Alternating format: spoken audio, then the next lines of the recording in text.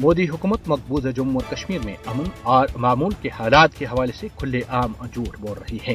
भारत ने मकबूजा जम्मू और कश्मीर में अपने लाखों फौजियों और जंगी मशीनरी की बड़े पैमाने पर मौजूदगी के जरिए इसे एक फौजी छावनी में तब्दील किया है।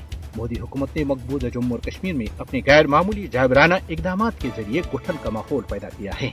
मकबूजा जम्मू और कश्मीर में मामूल के हालात की वापसी के भारतीय दावे यहाँ रोजमर्रा के तलाशी ऑपरेशन, क्रैकडाउन, छापों और मनमानी गिरफ्तारियों से बेनकाब हो रहे हैं। भारतीय फौजों ने मकबूजा जम्मू और कश्मीर को एक खुली जेल में तब्दील किया है। यहाँ रोजाना की बुनियाद पर बुनियादी इंसानी हुकूक की खिलाफ वर्जियां की जाती हैं। मोदी हुकूमत मसले कश्मीर पर अपने झूठे बयानियों को फरोग देने के लिए सच्चाई और हकायक तोड़ मरोड़ कर पेश करने की नाकाम और मजमूम कोशिश कर रही है।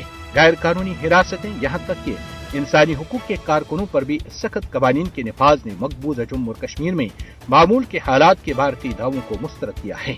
मकबूजा जम्मू और कश्मीर और जनूबी एशिया में अमन का कयाम उस वक्त तक मुमकिन नहीं जब तक कश्मीरी अवाम को उनका नाकाबिल तनसीह हक खुद इरादत नहीं मिल जाता, जिसका आलमी सतह पर इनके साथ वादा किया जा चुका है।